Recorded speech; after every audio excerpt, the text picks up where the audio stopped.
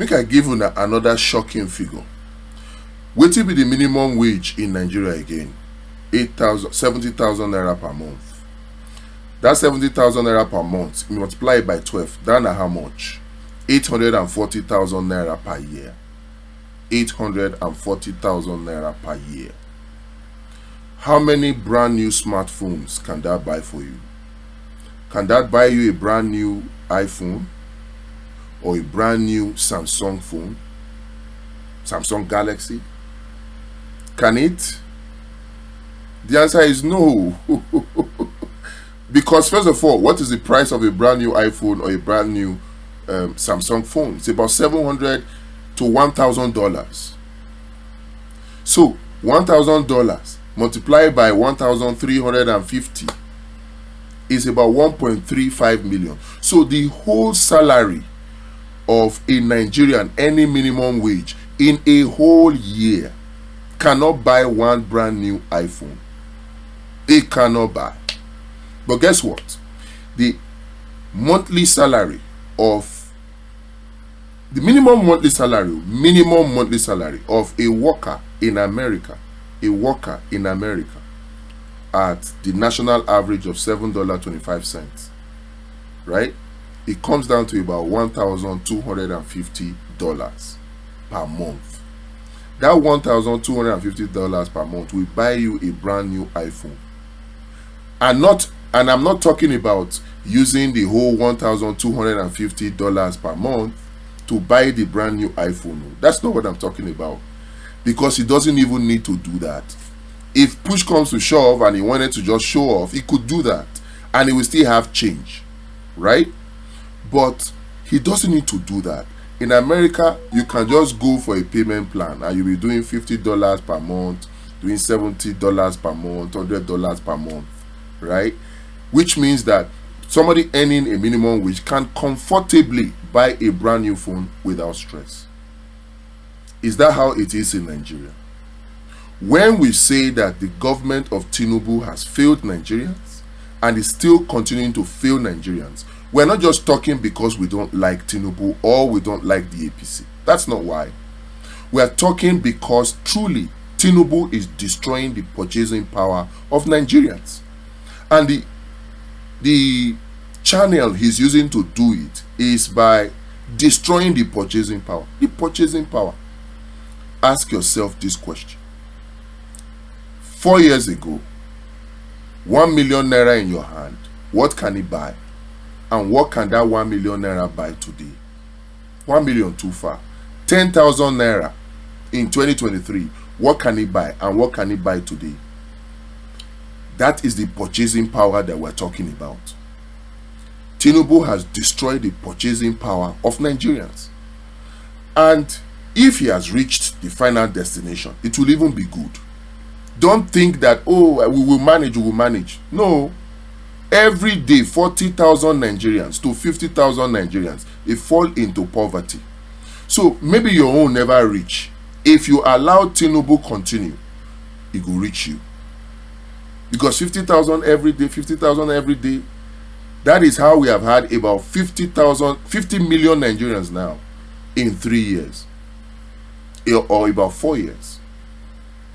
So every day more Nigerians are falling into poverty. And it's not because the devil has come to Nigeria as his headquarters. It's not that too. Not be say devil don't come build the national or global headquarters of devil ministries in Nigeria. That's not why. Because many of you feel that the hardship that you're experiencing is because of one devil. No.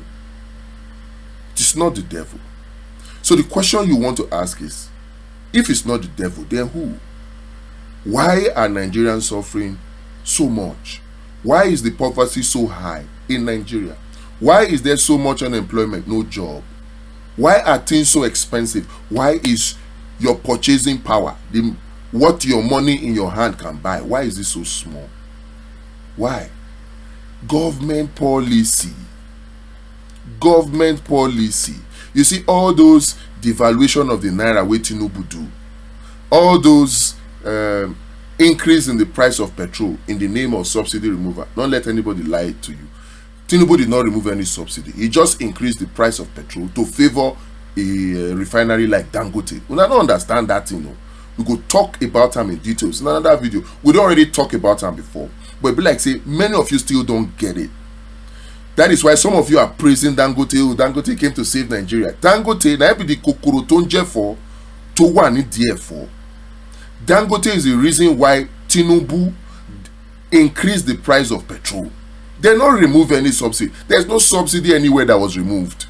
So when somebody like Atiku comes to tell you, oh, I will bring back subsidy, the subsidy that they were telling you about, na corruption. And not be me tell you say na corruption. It was Buhari that came and said it's corruption, that it is scam. Who is subsidizing who?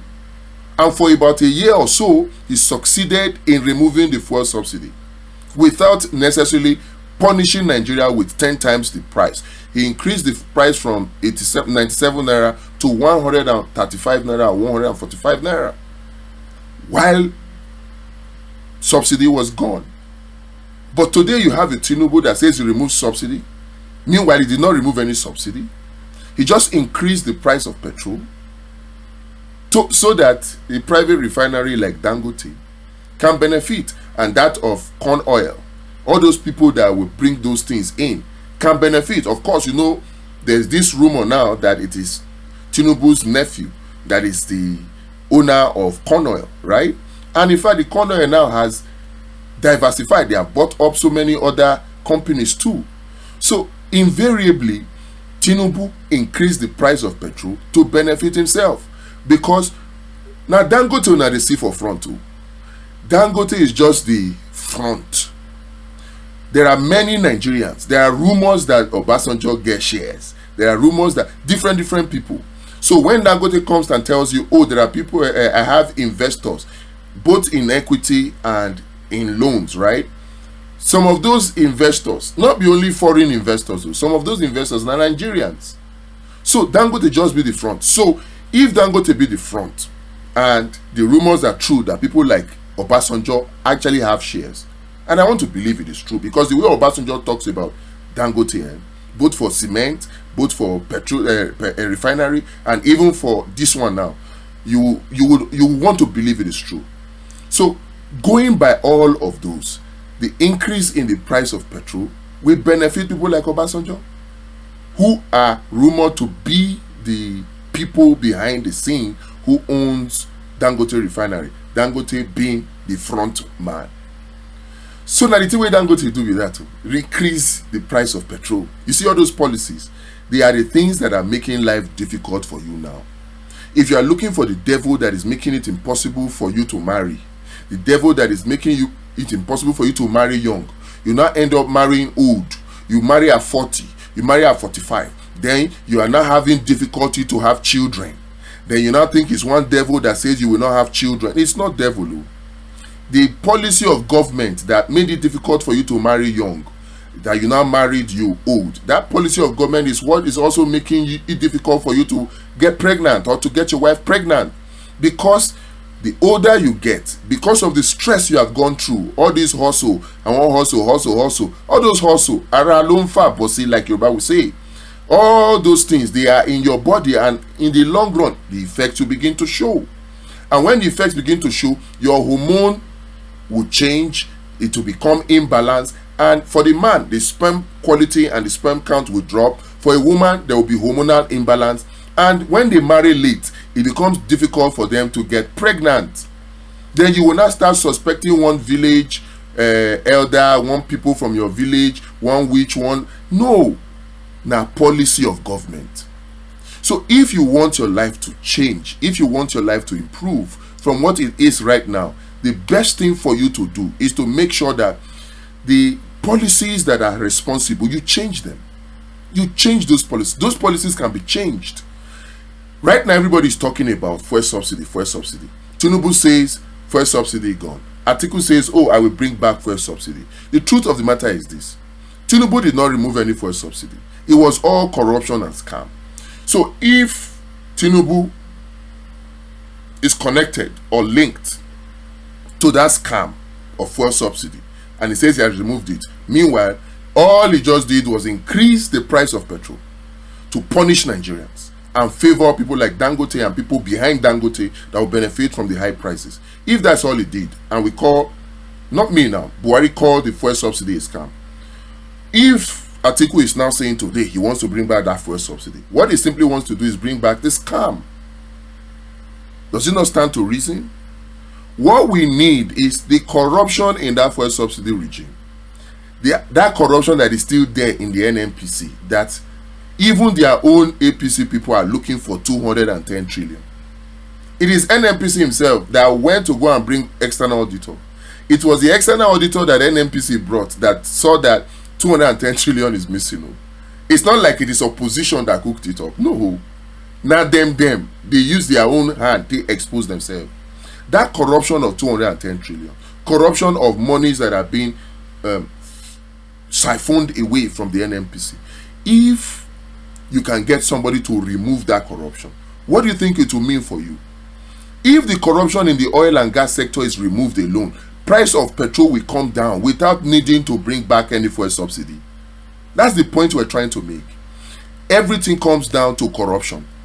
Yes, bad policy, but that bad policy is in place today because of corruption. Why do you think that APC and Tinubu, through David Umahi, left all the bad roads in Nigeria? That it will take us about 10 trillion to fix all the bad roads in Nigeria. It will take us 10 trillion to 15 trillion naira to fix all of them. But they left all those ones and faced the Lagos-Calabar coastal highway to nowhere. And that's what they are spending 15 trillion on. Why do you think they did that? Corruption. Because when they were asked, why didn't you do public bidding? The law in Nigeria, according to the Public Procurement Act, right? The law is that if you are making such, giving out such contract, you should advertise it and give equal opportunities to reputable companies in Nigeria. That is the law. Did Tinubu or David Umahi obey that law? They didn't. They didn't advertise it. They just went and picked Hypertech. Guess what? Who owns Hypertech? Shaguri. Who is Shaguri? Tinubu's ally and friend. Who is Shaguri? Somebody that is linked to all manner of corruption internationally. That is the person that Tinubu and APC, through David Umahi, went to go and pick without public procurement to do a coastal highway to nowhere with money that could have fixed all the roads in Nigeria. Is that not corruption? Is that not corruption? And to even make things worse, that coastal highway was done without an environmental impact assessment. If there is, David Umahi has not showed us. The problem she was having with one of those ladies that show us the EIA, environmental impact assessment. None. At least we have not been shown any till date. And if you have questions, they try to shut you down. You have questions, they try to shut you down. That's what you have done. If that is not corruption, tell me what is. Because of that environmental impact assessment that they did not do now. Look at the floods in Lagos this year. It's the most in recent years. And the rain not even serious like it is serious before. But many are pointing to the coastal highway being responsible. And others can come and say, no, it's not the coastal highway. The truth is that at some point, that coastal highway must have some impact. Whether it is the one that is responsible for the massive flood or just contributing a little, it must have some impact at some point. And that is what the impact assessment report would have done. So when we ask David Umahi, where is the impact assessment, he will tell you a cost per kilometer. All of those, they are born out of corruption. So corruption is critical. If the policies of government must change, if the policies of government must change, corruption must be taken out of it. And when you take corruption out, then you can change the policy. But guess what? Is it Tinubu that will come and change that policy? Is it APC that will change that policy? And that's why we are saying, for your life to improve, what you need is to change the people that are in power. Push them away. Tinubu must go. Replace it with a Peter Obi. The rest, what's his name? Adebayo. I like you. You are a perfect gentleman. Showore, good. But you see, you guys need to queue behind Peter Obi. You need to queue behind Peter Obi. You need to. So that together, all of us can take out the corruption in the oil and gas, in every sector. Security, insecurity in Nigeria today is caused because of corruption. People have turned insecurity to business. That is why. And we're talking about people high up in government. People high up in government. Statements are credited to Abacha says that if insecurity or insurgency continues more than 24 hours, government have a hand in it. Very, very true. Many people have come out to say it. Even Senator Shomole has come out to say it. You know, it has become business for some people. And that is the corruption we're talking about. So people don't care how many Nigerian lives or lives are lost so far as they make a quick buck. That's corruption. Insecurity is nothing but corruption thriving. If you take out the corruption, insecurity will die its own natural death. All the bad roads that we have. Do you know how many times they have awarded the Abuja Lokoja Road, Lokoja Benin Road, Benin Warri Road? Do you know how many times they have awarded those roads? They keep awarding and awarding. Many times they don't even do anything. And then sometimes if you complain, like the Abuja Kaduna Kano Road, when you complain, they will now move Caterpillar to road, destroy the road and say it is work in progress. Work that should take not more than 1 year. They are on it 3 years. You never even reach 40% completion. All of those things happen because of corruption. And when people now drive on those bad roads, it's prone to accident. They will now die from road accident. And people will now say, oh, it's the devil that want to suck blood. It's not devil. It's not witches that want to drink blood. Now, bad policy of government caused by corruption that is responsible for those bad roads, that is responsible for those accidents. So if we change the policy, we take out corruption, the roads will be done. And if the roads are done, the accidents will be less. All those which not will see blood drink. Let's situate these problems properly so that we can all move forward. The truth must be told. If your life will be better, Tinubu must go. Peter Obi must come.